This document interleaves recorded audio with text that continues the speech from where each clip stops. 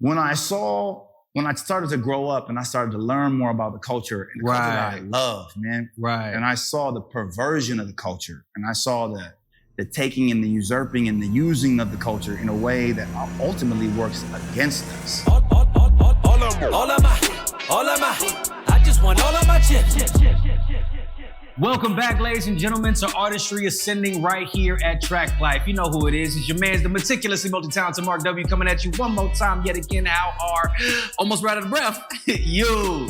And today, as you can see, I'm not alone on my orange couch as usual. I have a guest with me, if you will. I don't think he's a guest. I've known this man for quite a few years now, right? Yes, sir. Ladies and gentlemen, please give a warm welcome to it's Jimmy himself, St. James. What's happening with you, my G? What's happening, Sam? Yes, sir. Always a pleasure, my boy. Always a pleasure. pleasure. So I was able to catch you as you was leaving the door, talking with Irv the Don. I'm going to keep calling him the Don because that's going to be his name. But talking about a few things, he was able to keep you here for a little bit. Give me some, just for real quick, what's some of the things that you're doing right now? For the people at home who might not know. Oh, man.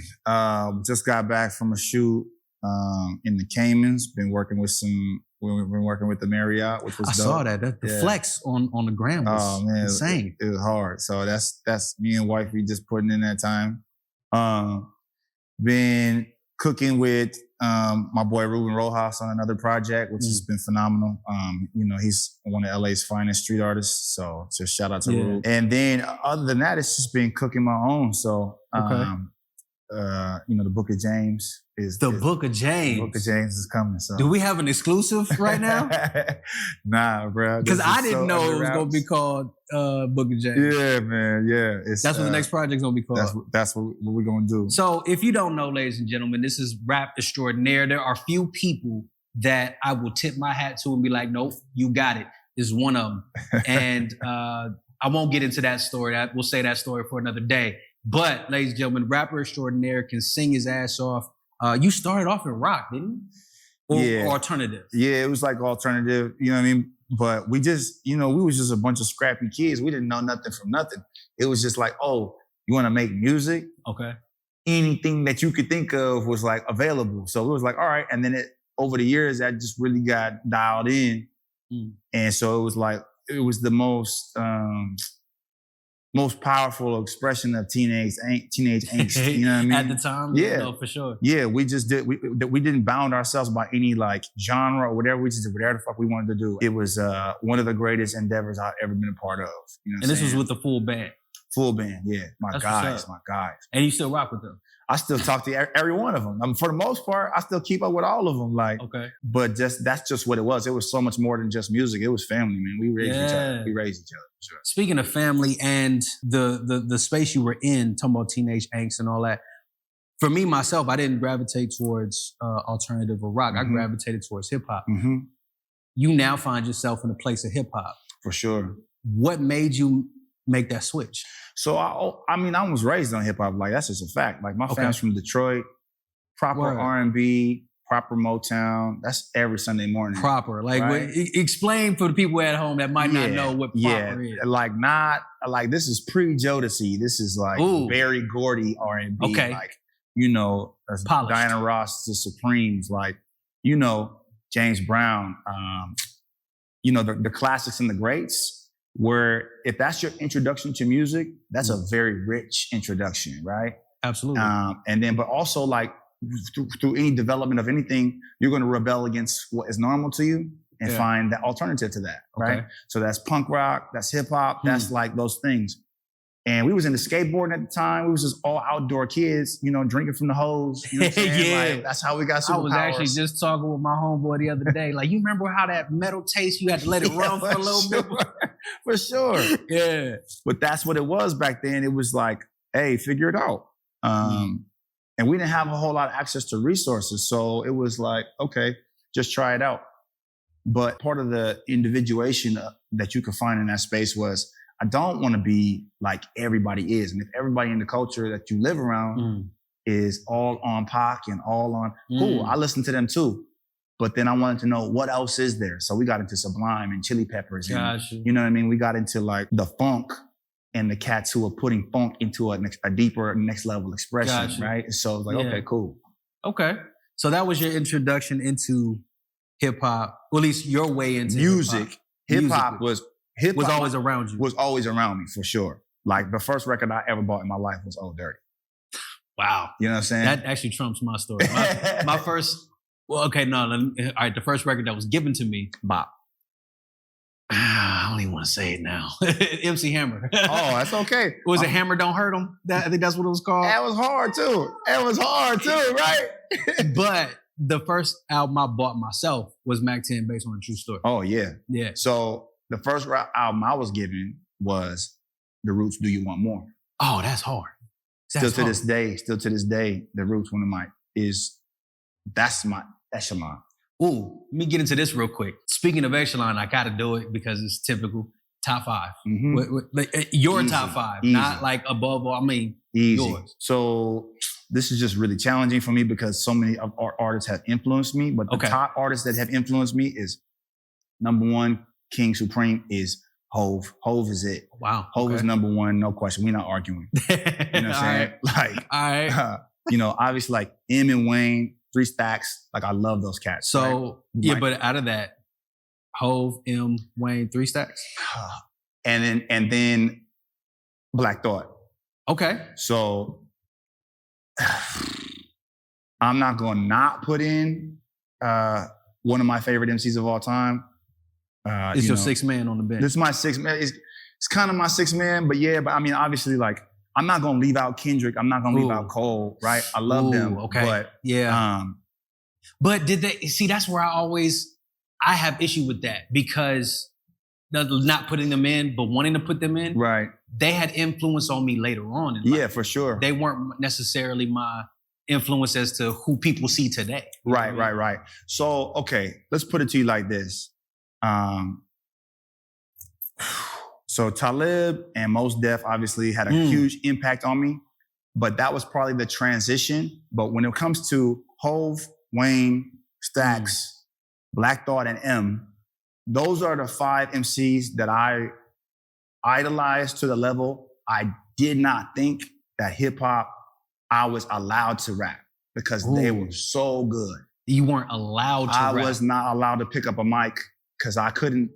You couldn't match that energy. They already doing it. Why would I? I couldn't add something better than they could add. Right? So that you bring up a good point there as far as like not being allowed to rap. I had big homies where when I said I wanted to rap, they were like, "Okay, spit something like right now," and I couldn't back down off of that challenge. Right. And if you did not deliver right then and there, well, no, you're not a rapper because you said you want to rap and you didn't rap right now. Did you ever have any experiences like that? Of course. Okay. Of course. And they always involve some girl, some biscuit hair girl, right? Okay. But before I even like transition into that, like Kendrick and Cole and Quelly and Mos Def, these are the artists that, not to say that they just did it in a way that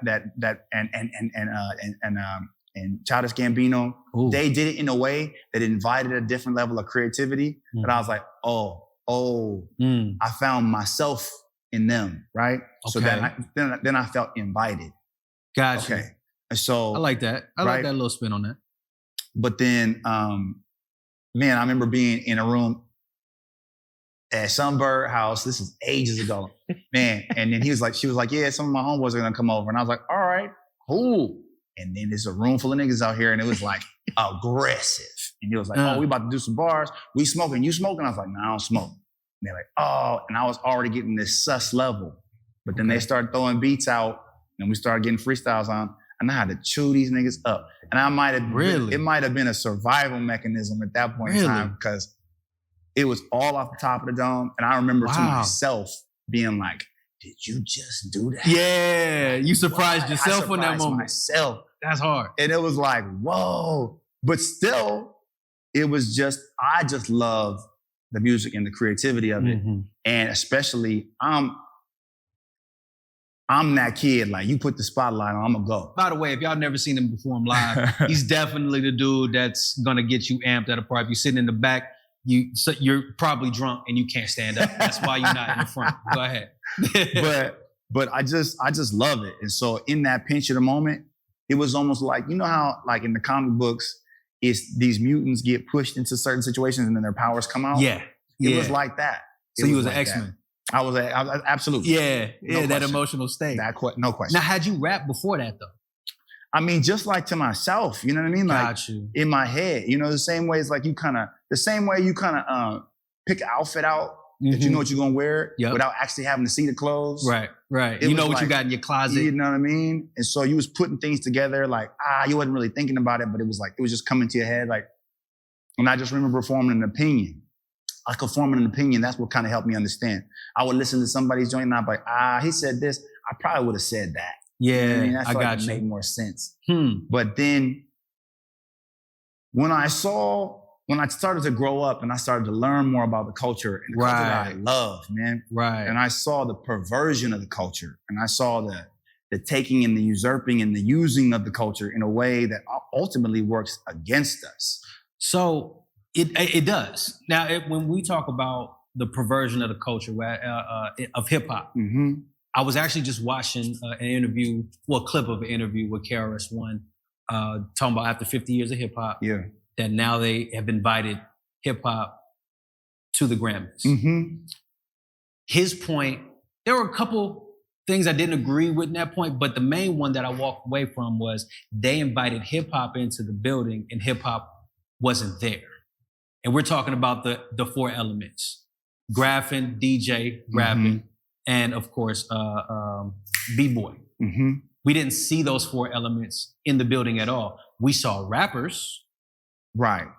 Which is which is part of which is one of those elements of hip hop, but it's not, it doesn't encompass all of hip hop. Right. We use rap as a tool to do what we do. It's not necessarily the thing. So when we talk about the perversion of the culture, for me, it starts with not understanding that the culture is not the genre.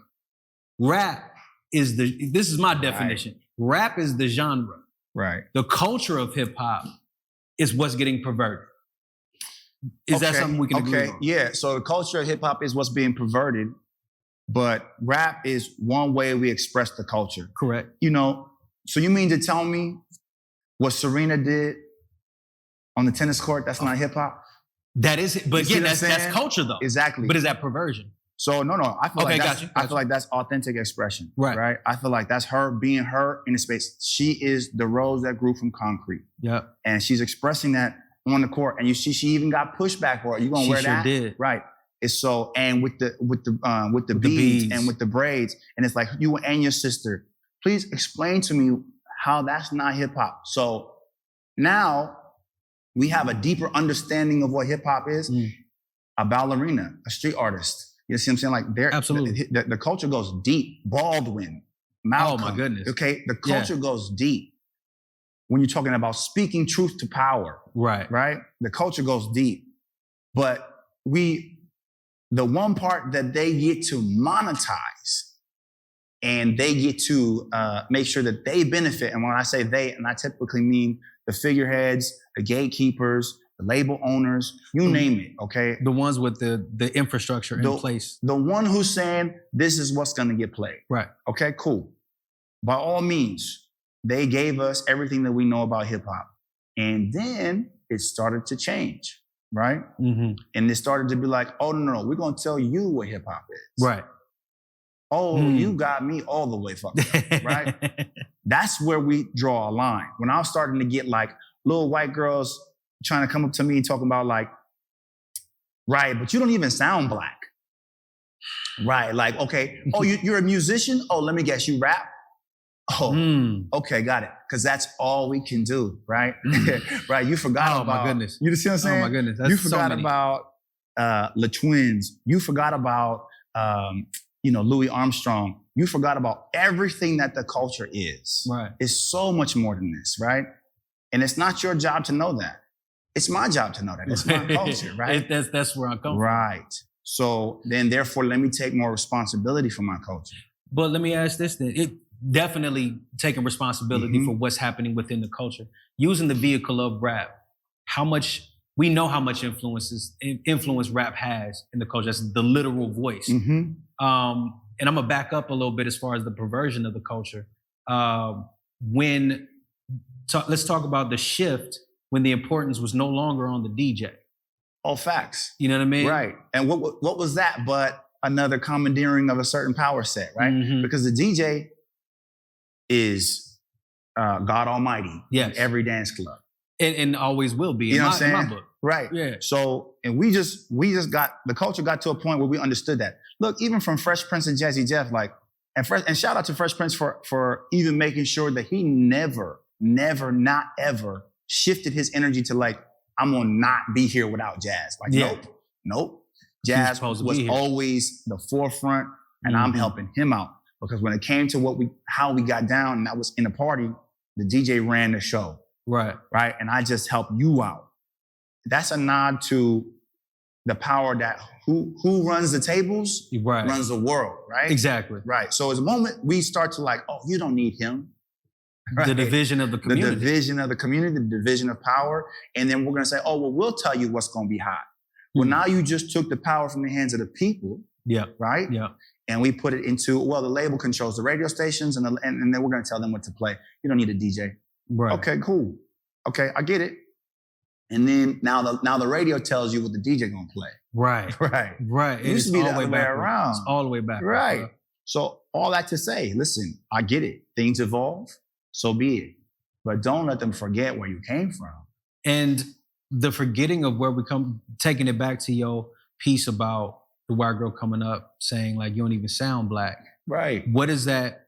I think that's attributed to the voices that are being heard in hip hop and the attribution that's gone to what it means to be black. It's all good.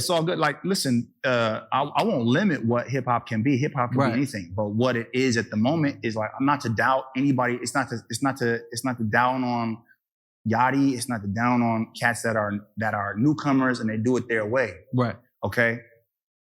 But there has been a positioning of cats. My booty hole brown, bro, miss me with that. Ooh, okay? See, now I might be devil's advocate on this one because we've had that. Oh, that's been going on for a long time. For a long time since before that. That's just is the latest vulgarity. It's just and it's not even vulgarity. It's like this is what you think we're worth? It is a very clear expression of, this is how you think we all speak, sound, get down with. This is what you think we are. Okay, got it. And that's why you pushing this. This is why this got on, but Lauryn Hill didn't get a second record. This is why, you see what I'm saying? Yeah. Like, please get me away. Please tell me if I'm over here conspiracy theorying on the fact that there's no more KRS, but there's plenty of, you see what I'm saying? Yeah, no, like, I get you. Plenty of Blueface. Plenty of Lils and, you know what I'm saying? Right. Skittle hair and Skittle. And insert abbreviation, whatever. You know what I'm saying? Name. Like, look, on ASAP this, ASAP that. Yeah. Cool. And let's make sure that, to the point where in the label signing meetings, part of the interview is, well, who are you affiliated with? Because it'd be really nice if you were. Right.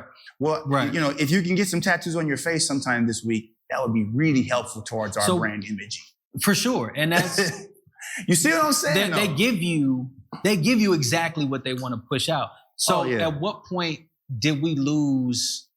Because again, we're still talking about the culture of. Right. Because the corporations are going to do what they're going to do. We always know the corporation only has the bottom line in mind, which is the dollar. Right. But at what point did we lose that control? Because at a certain point, we got to take some accountability. We subscribe to the notion that we need them to survive. Well, okay, look, the line was created, and it was the duality got created with NWA. Okay. And that splintering tells a lot of the story of what happened, because you got Easy who was obviously, he was in cahoots. Right. Okay. And was Jerry Heller. Was playing a whole side game. Right. And Cube was saying, hey, listen, this is me. This is what I really know. I'm telling you my story. Right. This is what's going on. So in that space, we got the perversion of it and we got the authenticity of it in the same fucking breath, right? Okay. So Cube is out here telling you like, okay, look, this is my real story. And they're saying, oh, we got a lot from media attention and saying, oh, this is this, this is like got a lot of eyes on it. Right. This is devil music and these are brainwashing our children. Exactly what they want. Right. Exactly what they wanted.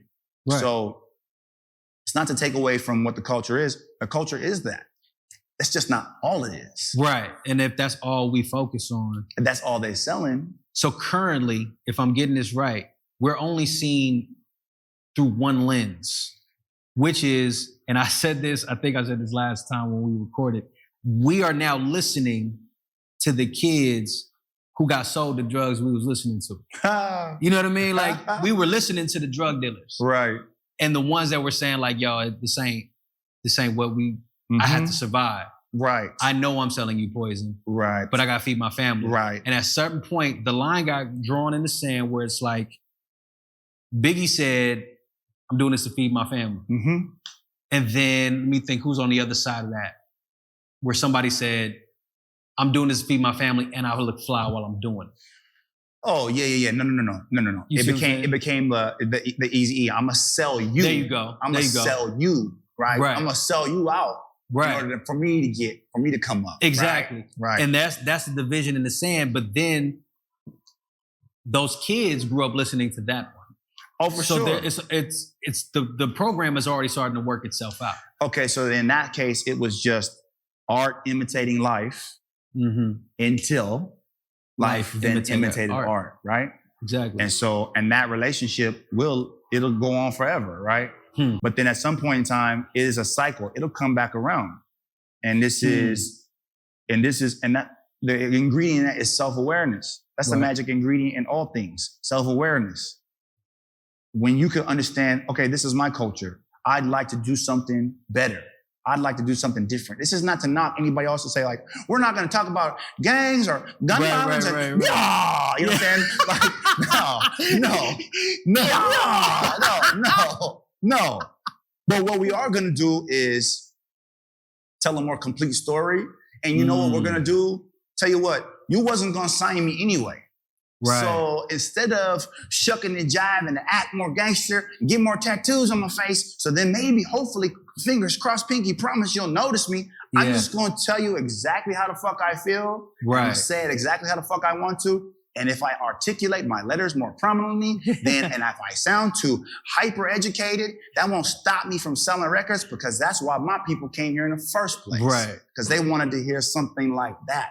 That's why my people came. To that point of coming back around, this independent movement and the split off from streaming, because now where streaming used to be, if we go from its origins, streaming used to be Kazaa, LimeWire, Napster. Yeah. The free way we got our music. Yeah. We found out how to monetize that, or at least how to do it on a legal basis with Spotify. And now there's this streaming revolution of, at least independent artists are doing this deviation from streaming, because now corporations have found out how to sink their teeth into that. To the independent movement, I think that's how it comes back around full circle, because once we start releasing ourselves from the need to be on these labels, right, then we realize like, oh, the power has always been in our hands to begin with. Well, the power has always been in our hands. And now all that comes down to is, do you know your own value? Right? Mm-hmm. And so you're saying a lot of cats, it used to be the thing. It used to be the thing you said from the 2000s on, like, I'm just trying to get signed. Right. You not even knowing what that meant. Oh man, there are so many people who, I talk to kids these days was like, man, I'm just trying to make it. And when I ask them, what does that look like? They go, what you mean? Like, make it. Right. I can tell you what it means for me. Right. Making sure my wife ain't worried about where her meals coming from. If she wants to go to this place on a Sunday and it costs X, Y, Z, that's making it for me because I could just pay it. Right. You know what I'm saying? So in the definition in and of itself, making it is a capacity to better self-determine. Right? I like that. Whenever you get into, and this is a Kwanzaa tenet, Kujichagulia, self-determination, right? The capacity to self-determine is man's God-given right. Okay? How you exercise that right is based on your mindset. It can be limited or it can be, open. right? So it's like, look, if the only thing you think you can do is get signed, as opposed to thinking, I'm gonna own the label. I'm not gonna need a label at all. I'm gonna change the whole thing. I'm gonna change the whole shit for everyone in my hood that has something dope to say, and make it. And we're gonna start our own thing, because if we can think that big, we can build that big. There was something that J. Cole said, and I think he got it from someplace else. You have to believe it. Like whatever let me start here. Wherever your dream is, go above that. Straight up. And keep dreaming larger until it feels uncomfortable, like it's unattainable, and then go above that. Sure. And then delusionally believe that that thing is gonna happen. What's the worst is gonna happen, right? You tell me, is it better or worse to carry that hope and that faith in there with you and believe in yourself in a room full of people? Nobody's job to toot your horn for you. Right. That's your job, right? Exactly. But if you're not ready to bet big on yourself, most of the time it has to do with your own self-doubt and you not believing that it's even possible. As opposed to, now I'm gonna go ahead and roll these dice. Yeah. And I'm gonna give it a shot. And then to step it another few steps further is to say, not only am I gonna have the faith in myself, but now I'm gonna do the works to back it up, right? Faith without works is dead, right? Right. And so the works becomes, I'm prepared, I'm gonna write, I'm gonna practice, I'm gonna seek mentorship. I'm gonna find a way to improve every day. There is something that you're hitting on that I wanna bring it back to. That's gonna dovetail this conversation a little bit further. I do gotta end it right here, but this has been great stuff. We're gonna come back to it because we're gonna come back to this. Ladies and gentlemen, you've been watching another episode of Artistry Ascending. I'm your man's the meticulously multi-talented Mark W, coming at you one more time yet again. How are you right here on Traklife? I gotta give you a big shout out, my G. I think you're really trying to take my job from the show. That's what I think is trying to happen. Ladies and gentlemen, if you want to get more content just like this, make sure you follow, subscribe, hit the like button, share it with a friend. If there's anything you heard in today's conversation, feel free to make mention of it in the comment. And we're gonna reply to you and we're gonna see if we can bring it up on the next time we talk. Until then, tap in with me. Tap back. Peace. All of my, I just want all of my chips.